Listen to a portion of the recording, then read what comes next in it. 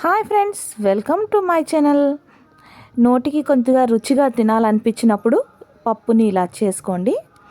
తయారు చేసే విధానాన్ని చూద్దాం రండి. ఈరోజు నేను మార్కెట్కి వెళ్ళానండి. మార్కెట్కి వెళ్ళినప్పుడు వాకాయ చూశాను. వాకాయ చూస్తే చాలా టెంప్టింగ్గా అనిపించి కొనుక్కున్నాను. చూడండి, చాలా చూడడానికైతే ఎంత బాగున్నాయో. బాబోయ్, చిన్నది కొరికి చూసాను, చాలా పుల్లగా ఉంది. ముందు పప్పు సగం వాకాయలు తీసుకున్నానండి. దాన్ని కట్ చేసి మధ్యలో పిక్క ఉంటుంది కదా, తీసేసి ఉంచుకున్నాను.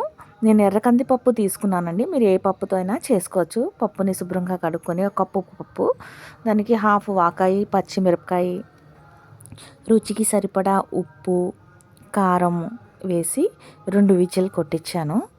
2 విజిల్ సరిపోతుందండి. ఈ పప్పు బేగా ఉడికిపోతుంది. మరీ మెత్తగా అయిపోతే తినడానికి టేస్ట్ అన్నది బాగా అనిపించదు. ఈ రెండు మొత్తం సరిగ్గా కలుపుకొని గ్యాస్ కట్టు సరిగ్గా బిగించి కుక్కర్ని పైపోయేంత పెట్టి 2 విజిల్ కొట్టించానండి.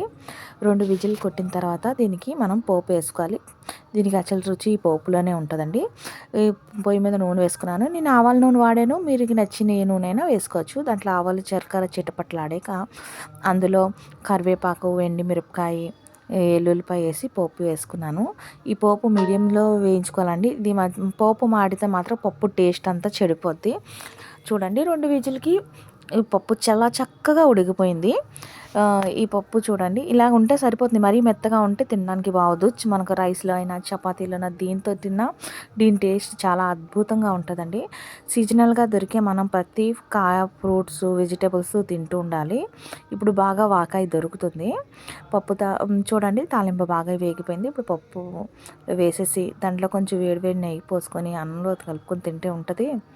చాలా చాలా అద్భుతంగా ఉంటుందండి.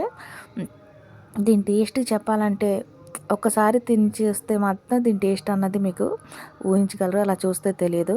దీనికి కాంబినేషన్గా చామదుంపలు వేపుడు, బంగాళదుంప వేపుడుతో కలిపి తింటుంటే ఎంత బాగుందంటే అంత బాగుందండి. ఎక్స్ప్లెయిన్ అయితే చేయలేము. నాలుగు మాత్రం నోట్లో నాటి మాడుతుంది ఈ టేస్ట్కి. అంత బాగుంటుంది.